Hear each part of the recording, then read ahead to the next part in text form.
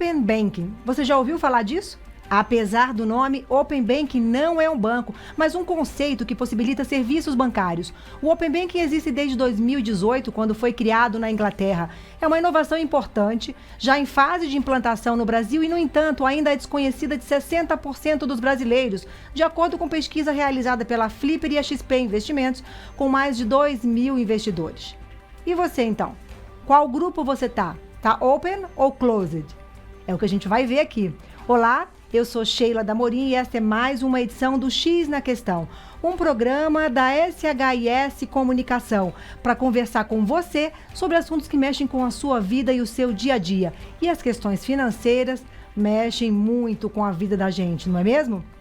Veja só, com o serviço de Open Banking, você poderá ligar para a gerência do seu banco e dizer: por favor, compartilhe os dados da minha movimentação financeira ou meu saldo médio com a agência tal de determinado banco.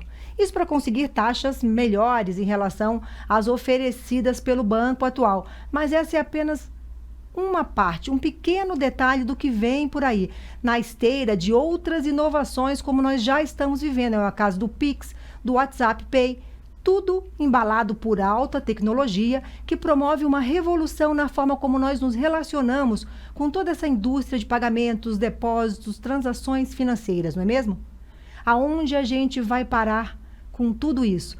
Quem vai ajudar a gente a avaliar e analisar essa tendência do sistema bancário brasileiro e mundial, os benefícios dessas inovações no nosso dia a dia, os riscos e, em especial, como poderíamos usar o Open Banking a nosso favor, é o nosso convidado de hoje, João André Pereira, chefe do Departamento de Regulação do Sistema Financeiro Nacional do Banco Central. O Banco Central, que é o órgão regulador, a maior autoridade nesse tema e quem está liderando as mudanças.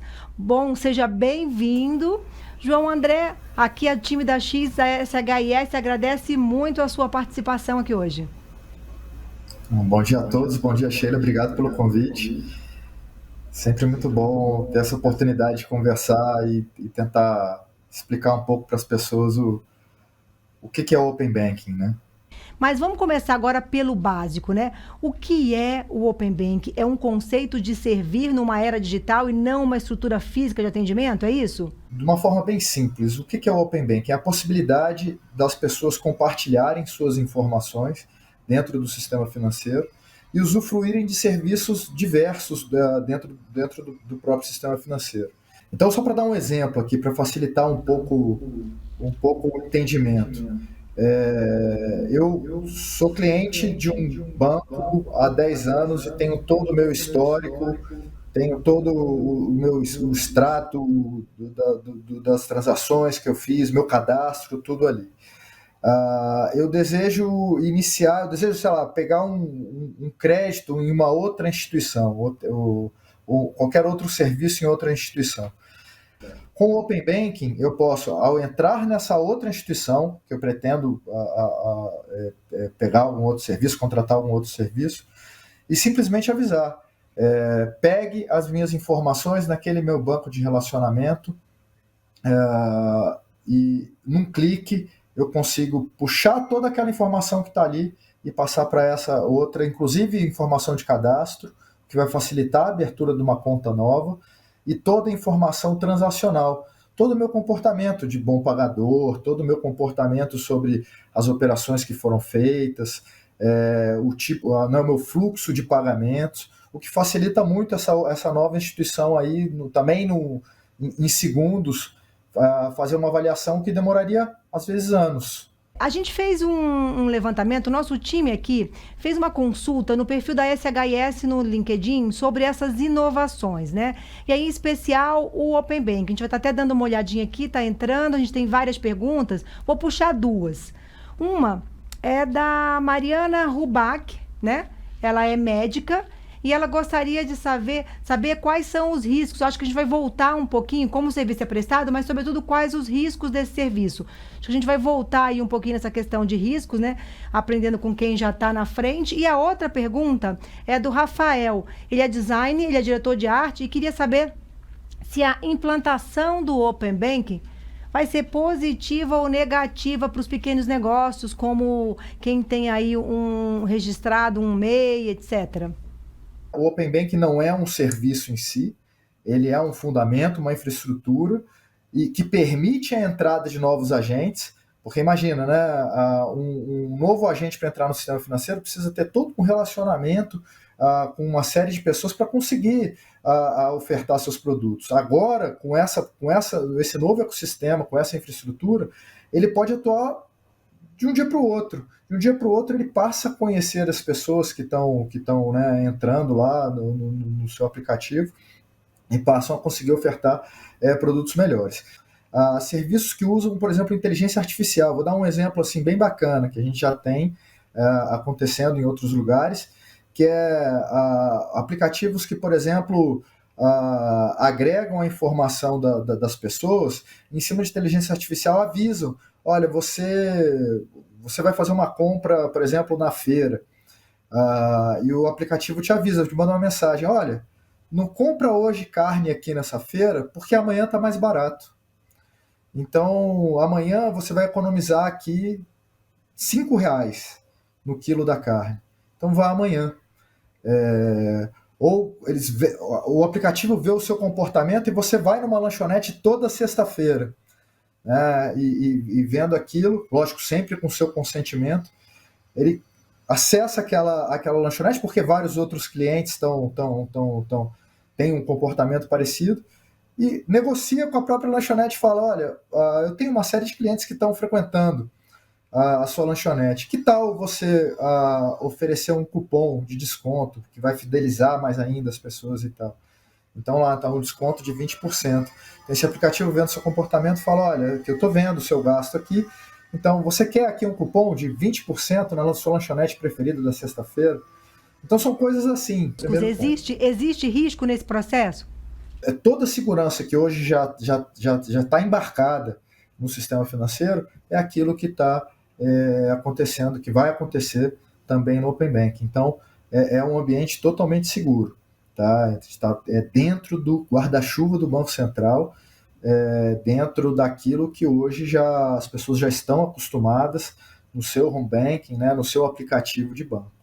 Com relação à pergunta que foi feita aí pelo Rafael, ô João André, e qual é o impacto? É positivo para os pequenos negócios? Imagina lá um exemplo, uma empresa que tem lá, uma empresinha que tem 3 contas, agora com o aplicativo ele vai conseguir juntar toda essa informação, ele vai ter uma visão completa, ele pode ter sua contabilidade já feita com muita facilidade também, e com a informação do seu comportamento, né, com um score que um aplicativo desse pode montar, ele pode acessar alguns bancos para buscar uma oferta de crédito que seria mais difícil para essa empresa acessar diretamente, ligar para o gerente, conversar, buscar onde eu vou achar, onde eu vou encontrar. Então, tudo isso facilita muito a vida dessas empresas menores. Qual é a expectativa do Banco Central, João André, em relação à demanda pelo Open Banking? Esse é um processo gradual. As coisas estão acontecendo, é muito novo, é recente, as aplicações estão surgindo, as pessoas estão entendendo e estão aderindo. No final do dia, né, daqui a alguns anos, a coisa vai ser tão natural, né, eu acho que assim, como eu estava comentando mais cedo, vai ser como pedir um motorista de aplicativo para me levar de um lugar para o outro. As pessoas vão só... Você falou um ponto importante, João André. Na verdade, assim, ninguém vai fazer um Open Bank como faz um Pix, como faz uma transferência por WhatsApp, não é mesmo? Então, assim, talvez venha daí a dificuldade de assimilar um conceito que vai possibilitar ainda uma oferta de serviços que a gente nem sabe direito quais são, não é mesmo? Aí eu te pergunto, a estrutura tecnológica do sistema financeiro nacional, ela está preparada para atender este conceito e produzir esses novos serviços para a população? Quer dizer, os bancos, as fintechs, todas as organizações, as instituições financeiras que serão obrigadas a oferecer o Open Banking, né? Estão investindo em tecnologia e mão de obra especializada o suficiente para atender essa expectativa que o Banco Central está gerando ao trazer esse conceito para a nossa economia? sim, todo sistema financeiro tem total condições de fazer essa implementação. As fintechs, os entrantes, eles já nascem com muita tecnologia nova, né? Essa tecnologia recente de APIs, né? Eles já nascem com tudo isso embarcado. Então, é até um pouco mais fácil. Eles não têm os sistemas legados das grandes instituições financeiras, né? São às vezes sistemas mais antigos. Então, já nascem com essa facilidade, né? Com essa flexibilidade. E agora vão ter oportunidade de ter acesso à informação que até pouco não tinham. Vamos para mais uma pergunta dos nossos seguidores do perfil da SHS no LinkedIn. Agora vem em áudio, João André, é do empresário do ramo de papel e embalagens de São Leopoldo, no Rio Grande do Sul. É o Léo Porciúncula. Hoje o Brasil depende de 5 bancos. O empresário não muda de banco. Ele por ter medo da falta de crédito. Por exemplo, se tu tá no Serasa, que informação, o que o banco vai falar? Então, dá uma informação que tu tá no Serasa, tu perde um crédito e o outro, porque tu pediu a transferência, né, também resolve te perseguir. Então, assim, o pessoal tem muito receio. Eu queria saber como é que funciona isso. Que autonomia que eu vou ter para trocar de banco sem que o banco não me castigue, não me persiga ou coisa dessa natureza. Com essa grande rede de relacionamento, é possível que dentro de uma plataforma eu consiga puxar serviços de lugares diferentes ou de prestadores de serviços diferentes e montar o meu próprio banco.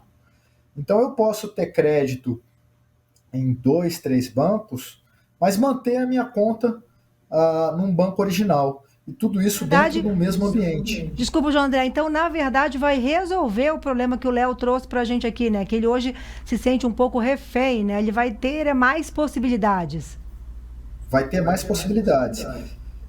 Primeiro, ele vai ter toda a informação dele com plena mobilidade. Então, se ele quiser levar para 2, 3, 4 outras instituições financeiras, e essas instituições financeiras, e pode ser fintech, pode ser fora dos 5 grandes bancos, como ele comentou, ele vai levar isso com muita facilidade, sem burocracia, e ele vai ter acesso aos serviços que essas outras instituições estão prestando. Então ele vai poder comparar, ele vai poder falar, essa aqui é melhor, essa aqui não me discrimina, ou essa aqui é mais barata, ou essa me oferece serviços melhores, e pode escolher. Então essa é uma opção. A segunda questão é, ele não precisa sair do banco que ele tem a conta, que está lá o seu banco de relacionamento. Muitas vezes, sei lá, aquele banco me atende bem, ele tem alguns produtos que me interessam, mas eu de fato preciso de um capital de giro e esse banco não tem a melhor opção para mim.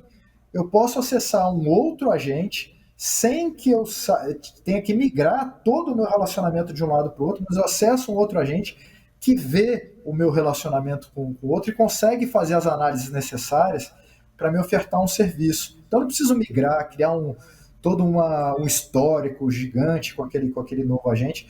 Então, e esse novo vai me ofertar, não, olha, eu te dou um capital de giro nessas condições, nesse valor, e dessa forma. Então eu consigo... Isso para o empresário é super importante, né? Você ter essa maior flexibilidade. Eu vou te interromper aqui só um pouquinho, João André, que a gente tem uma outra pergunta aqui que vem da área de TI e que é extremamente importante. É a Glória Guimarães, ela é uma executiva de tecnologia e pergunta, com a Lei Geral de Proteção de Dados, né, como se dará essa questão de compartilhamento de dados pessoais? E aí, daqui a pouco, vamos fazer já outra junto, e aí o João André já responde. Junto vai vir também uma outra pergunta que tem a ver com essa, que é da Gleice Meire, jornalista. Ela quer saber, na prática, além da proteção de dados, qual que é a diferença para o cliente? Então vamos lá. o Open Banking, ele parte do mesmo princípio da Lei Geral de Proteção de Dados, dos mesmos princípios. Então, elas são muito alinhadas, são regras muito alinhadas, são complementares. E dentro do Open Banking, né, desse compartilhamento, não só a proteção da Lei Geral de Proteção de Dados, né, há todo esse arcabouço legal, mas como a gente tem toda a questão da Lei de Sigilo Bancário, porque a gente também está falando de informação que é protegida pela Lei de Sigilo Bancário. Então, o arcabouço legal em torno desse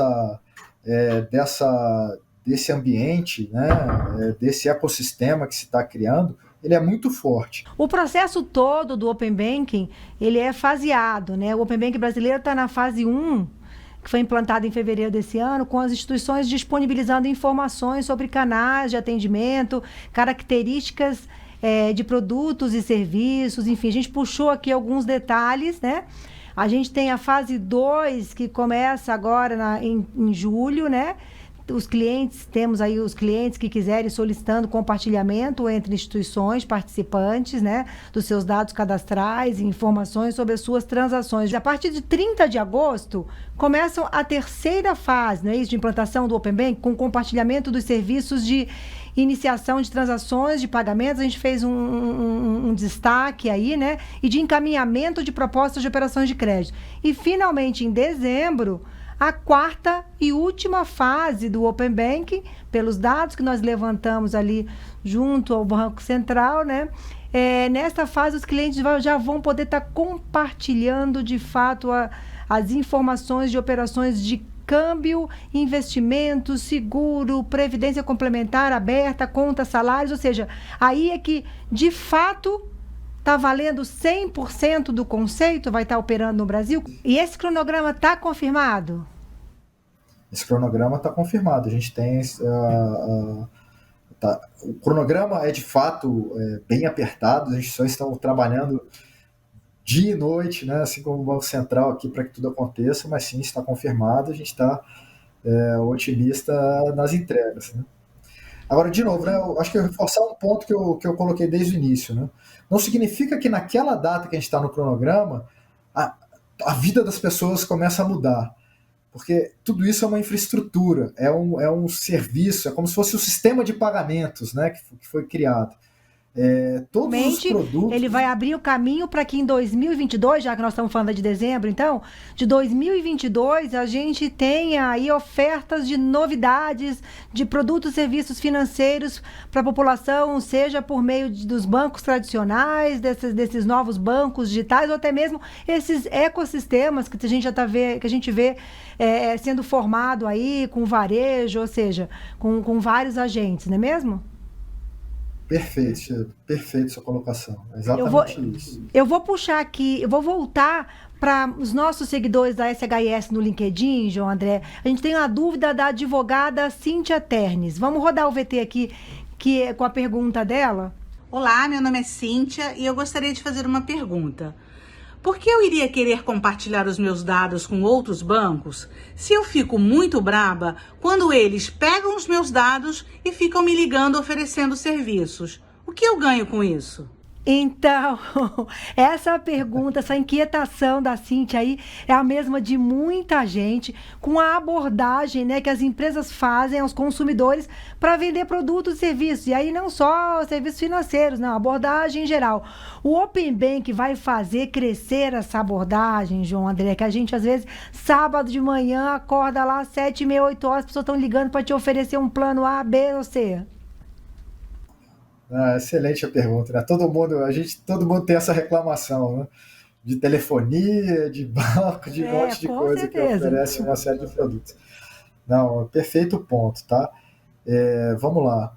O Open Banking pressupõe, ele coloca o cliente no centro de todo o processo. O cliente vira o motorista disso tudo.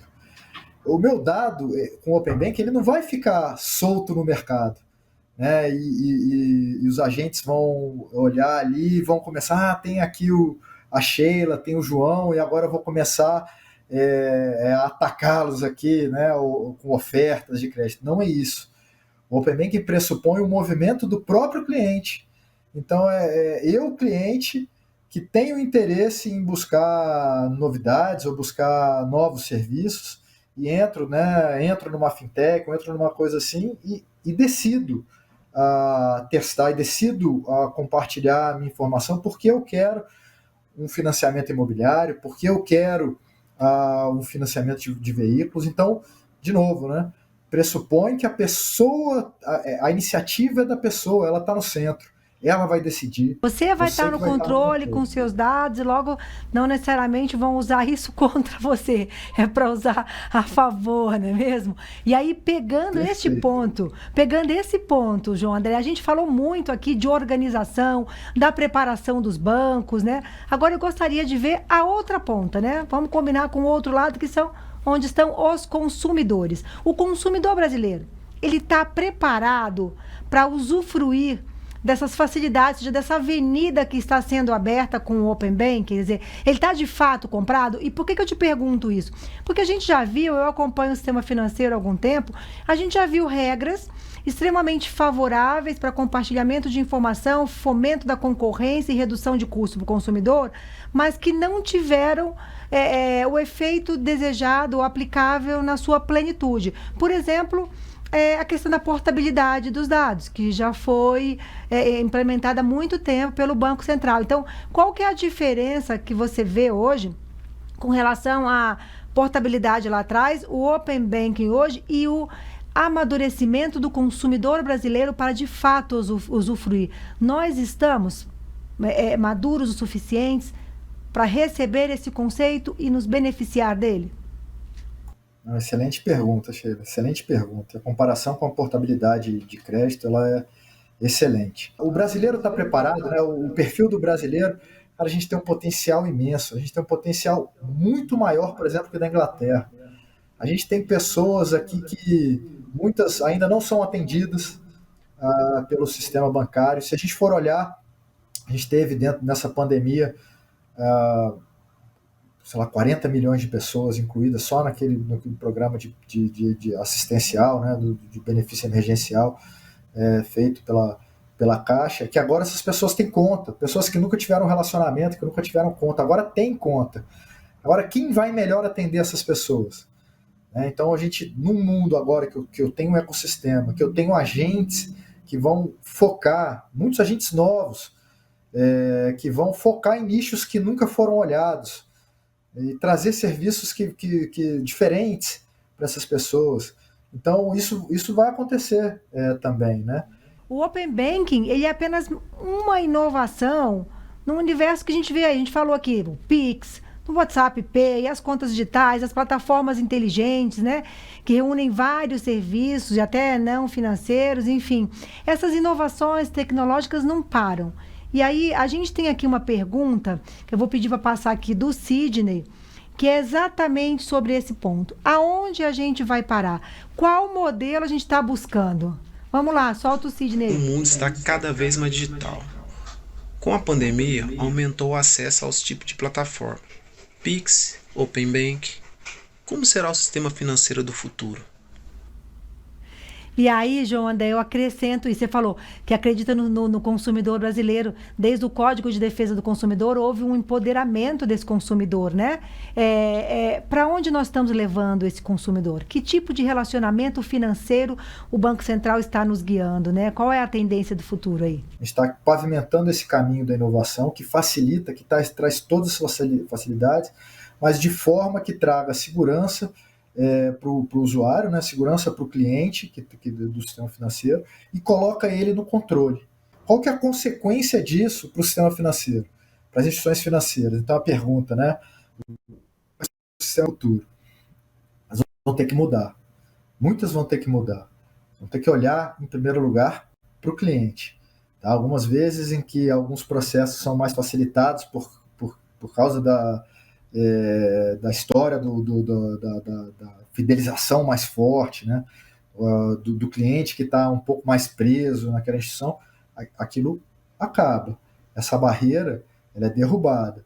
Então, as instituições, e isso já está acontecendo, né? As instituições já estão pensando à frente, elas vão ter que proporcionar, em primeiro lugar, a história da experiência, eles vão ter que todos promoverem ali uma experiência muito melhor para os seus clientes, independente da camada social, independente do nível, porque os nichos, a gente começa a abrir todos os nichos, né? Então você vai começar a ter agentes olhando para todos os nichos, né? Então, pensando sempre em primeiro lugar na experiência e em agregar valor. Da forma que as coisas caminham, acredito muito nesse ambiente, e o principal disso é um ambiente em que tem o cliente no centro, né, com produtos que são adequados, são mais customizados ali para cada perfil. João, o nosso papo tá muito bom, mexe diretamente com a vida das pessoas, né? Mexe com transações financeiras, com o nosso bolso, mas a gente vai ter que encerrar. E eu queria encerrar com essa visão de futuro, né? Esta edição do X na Questão. João André, mais uma vez, em nome aqui do time da SHIS, obrigada pela sua disposição de estar aqui hoje esclarecendo as nossas dúvidas dos nossos seguidores. Eu que agradeço o convite, Sheila. Obrigado. E estou sempre à disposição quando vocês precisarem. Obrigada e até uma próxima. E para você, continue nos seguindo. Nós estamos aí no LinkedIn SHIS Comunicação. Só entrar lá, deixar o seu comentário.